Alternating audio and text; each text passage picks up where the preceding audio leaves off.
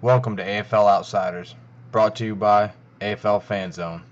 Hey there, AFL fans and football fans alike. Welcome to the AFL FanZone Game of the Week preview, where we got the 5-1 Arizona Rattlers heading over to Philadelphia to face the 5-1 Soul at 6:30 p.m. this Saturday, May 14th on CBS Sports Net. In this series, Arizona is actually 6-0, having never lost to the Philadelphia Soul. That includes 2 Arena Bowls. What to watch for in this game?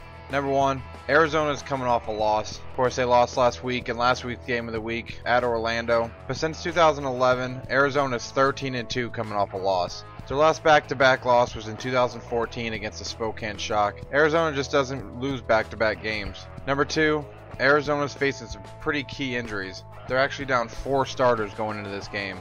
Wide receiver linebacker Kerry Reed, defensive back Keith Brown, kicker Kenny Spencer, and offensive lineman Jordan Mudge. And actually 5 if you count defensive lineman Cliff Dukes, who they have been without all season. That might have played a key role in Arizona's loss last week against Orlando. When Keith Brown went down, that defense just seemed pretty lost. Number 3, this is Philadelphia's first test of the season. This is the first game that they will play against a team with a winning record, after having played Portland and Tampa Bay. Well, they also beat Cleveland twice and the LA Kiss.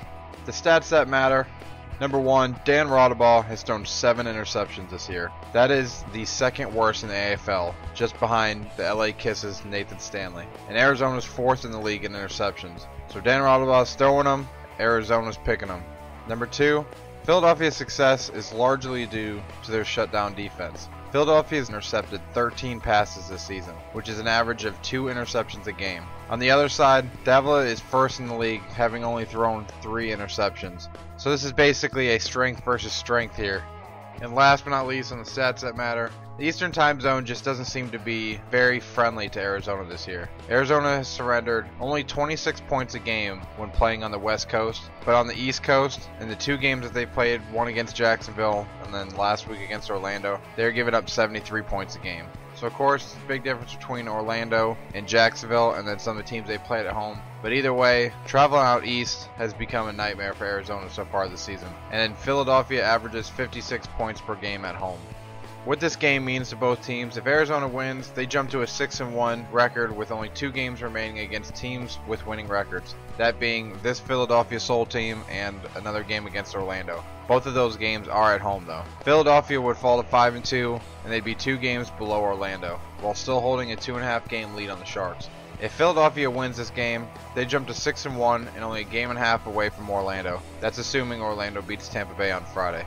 Arizona would drop their 2nd game in a row, but with a 5-2 record, they would still be 2.5 games up on Los Angeles. The bottom line for this one, everybody: when Arizona loses, they rarely lose their next game. Kevin Guy will use the embarrassment of the second half as motivation. For quarterback Shane Boyd to play in a game where Arizona is not winning and Davila is healthy does not bode well for the team they play in the week after that. They're going to be going to Philadelphia with some pretty bad intentions. And Philadelphia, on the other hand, hasn't played too many talented offenses this year. Their only test came against Jacksonville and quarterback Tommy Grady, and they lost that game. Rattlers is also looking pretty shaky, like I mentioned before, but due to the competition, hasn't really hurt him too much. But there's a big difference between playing, Dennis Havrilla or Chris Deeker or Nathan Stanley, guys like that. You turn the ball over against Arizona and Davila is going to make you pay. He just can't turn the ball over like that this week if Philly expects to pull off the upset. I don't think that happens. My prediction: I think Arizona wins this one 60-55. I just think it's too much for Philadelphia to handle. Arizona's going to be pissed off after how that game went last week. I just don't see Arizona losing 2 games in a row, to be honest. I thought they would go undefeated,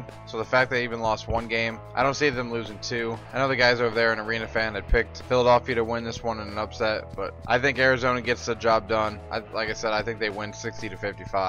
The other 2 games this weekend, there's one on Friday on 5/13. That's Tampa Bay at Orlando. It's Tampa Bay. They can't score 30 points, and it's Orlando. Yeah, Orlando's coming off a tough win, where they put a lot of emotion into that one. But this is the war on I-4, so they're going to be up for this one as well. I got Orlando winning 75-21. And then on Monday, for the Univision special, we got Portland heading over to Cleveland to face the Gladiators. I got Cleveland winning 60-35. I think Cleveland is looking a lot better with Arbel Nelson. And I think they're riding high, coming back and beating Jacksonville last week. There's only 2 games because LA and Jacksonville are both on bye weeks this week. But that's it for the Game of the Week preview. Hope you guys tune in tomorrow night, Saturday, May 14th, CBS Sports Net, 6:30 p.m. Eastern. And I will catch you guys on Tuesday for the Tuesday evening quarterback.